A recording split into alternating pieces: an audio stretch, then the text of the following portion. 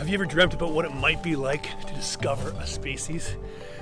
Probably disheartened when you think, wow, every animal out there has been found, studied, and we know all about them. Well, I present to you the Fossa. Hope for all of us that would like to find a new species or find out something new about a species we know almost nothing about. The Fossa is this week's subject of Animal Bites.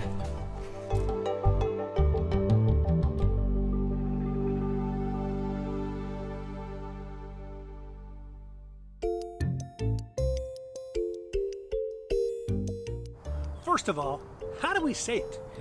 It is pronounced Fossa in Madagascar and Fossa here in North America. So, you take your pick as to which you prefer. I came across a research study the other day where for 7 years, researchers were trying to count the number of fossa in a national park. Now you might wonder what a fossa is. A fossa is the largest carnivore in Madagascar, and yet it is very unknown. This study for 7 years tried to count the number of individuals that were within the bounds of the park. At the end of 7 years, they came up with a number just over 1,000, but their allowance for error was plus or minus 500. What does that tell you? They didn't learn much. Let me introduce you to the fossa. How can there be a large carnivore on this planet that we know so little about? Well, there's a lot of answers to that question. Firstly, it's endemic to Madagascar. Endemic means it's only found in that particular area. Now, there are a lot of species on Madagascar that are endemic. And why is that? We call it island speciation. So, an island creates a boundary for a lot of animals, particularly the terrestrial animals. They are locked by the ocean around them on this one massive land called Madagascar. And they evolve and evolve and evolve, and they become a very unique ecosystem. So the fossa kind of looks like a mixture between a cat and a weasel. They get to be about 20 pounds. They can be about 2.5 feet long, minus their very long tail. If you include the tail, almost 6 feet long.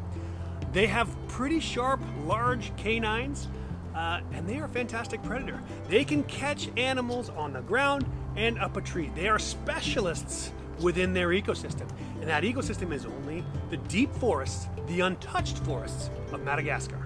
One of its number one prey sources is the lemur.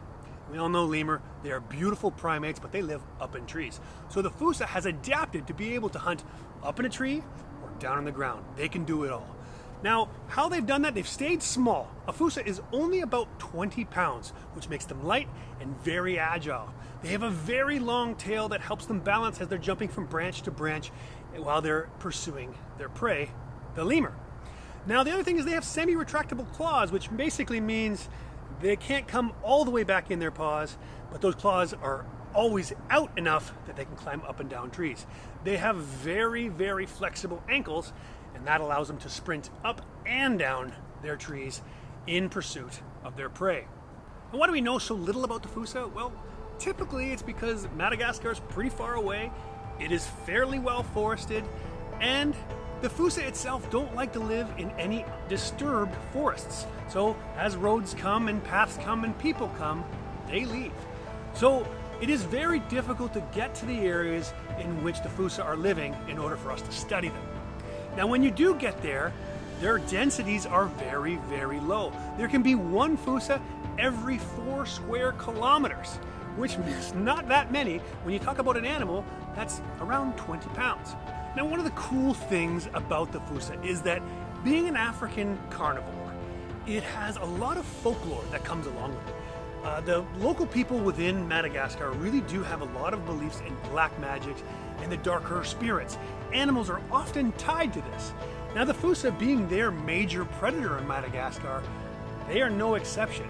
The fossa have been seen feeding on shallow graves of relatives of the Madagascar people. And because of this, they've been seen to be a very feared species. They thought they're believed to have a lot of black magic hidden behind them. There are stories that a fossa can lick you and put you in a trance. And once in that trance, they can eviscerate you.